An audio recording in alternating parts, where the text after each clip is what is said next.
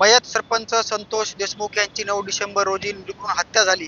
मात्र त्याच हत्येच्या अगोदर आपण बघू शकतो की मसाजोग मधील जो प्रकल्प आहे आवाजा पवनचक्की प्रकल्प, त्या प्रकल्पाच्या अधिकाऱ्यांना 2 कोटी रुपये मागितल्या प्रकरणी वाल्मिक कराड, विष्णू चाटे आणि सुदर्शन घुलेवरती गुन्हे दाखल आहेत.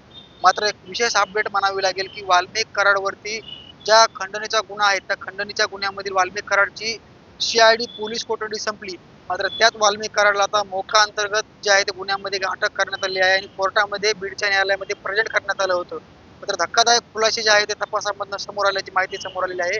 वाल्मिक कराडचे 3 मोबाईल जे आहेत ते जप्त करण्यात आलेले आहेत आणि त्याच अनुषंगाने ही कारवाई म्हणावी लागेल. जे 3 मोबाईल होते वाल्मिक कराडचे ज्या मोबाईलवरनं वाल्मिक कराडने खंडणी मागितली होती, जे की विष्णू साठेचा मोबाईल, तो पोलिसांना मिळून आला नव्हता. मात्र मयत सरपंच संतोष देशमुख यांच्या हत्याकांडामध्ये जे 6 फोन कॉल झालते, जे फोन लावले होते, जे की सुदर्शन घुले असेल, विष्णू चाटे असेल किंवा मग त्याचबरोबर सुदर्शन घुले आणि प्रतीक घुले या आरोपींमध्ये काही फोन झाले होते. त्याच फोनच्या अनुषंगानं आम्हाला तपास करायचा आहे, अशी ज्यावेळेस आर्ग्युमेंट सरकारी वकील बाळासाहेब कोल्हे यांनी केली आणि त्याचबरोबर वाल्मिक कराडची काही विदेशाबाहेर प्रॉपर्टी आहे का याची देखील आम्हाला माहिती घ्यायची आहे. मात्र याच्यामध्ये एक धक्कादायक खुलासा समोर आला आहे.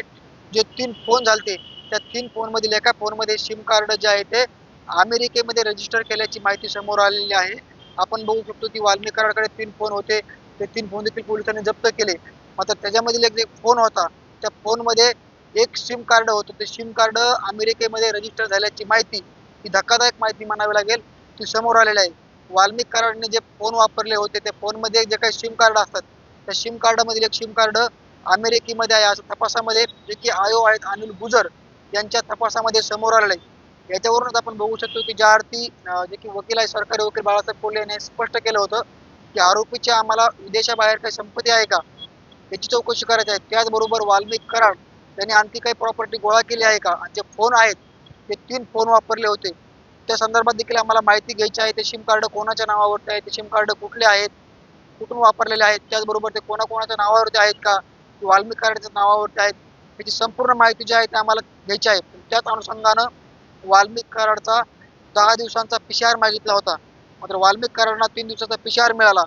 मात्र याच अनुषंगानं ज्या दिवशी वाल्मिक कराड 14 दिवसाच्या पोलीस कोठडीमध्ये होता, जे की 2 कोटी रुपये खंडणी प्रकरणामध्ये, आणि त्याच अनुषंगानं 3 मोबाईल जप्त करण्यात आले होते आणि त्या मोबाईलमधील एक सिम कार्ड अमेरिकेमध्ये असल्याचं समोर आलं आहे. त्या सिम कार्डाचं रजिस्ट्रेशन अमेरिकेमध्ये झाल्याचं देखील स्पष्ट समोर आलेलं आहे.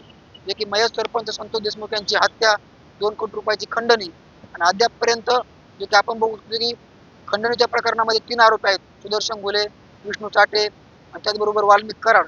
तर खुनाच्या गुन्ह्यामध्ये 7 आरोपी आणि 8 आरोपी अद्यापर्यंत फरार आहेत.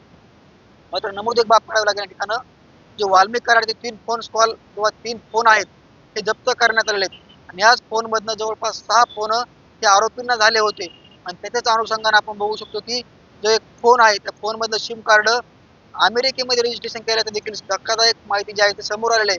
म्हणून येणाऱ्या काळामध्ये आणखी वाल्मिक कराडचे कारनामे काय समोर येतात हे देखील पाहणं महत्त्वाचं असणार आहे. मात्र अद्याप तरी वाल्मिक कराडचं जे सिम होतं ते अमेरिकेमध्ये रजिस्ट्रेशन झाल्याची माहिती तपासी अधिकाऱ्यांकडून रिमांडमधून समोर आलेली आहे.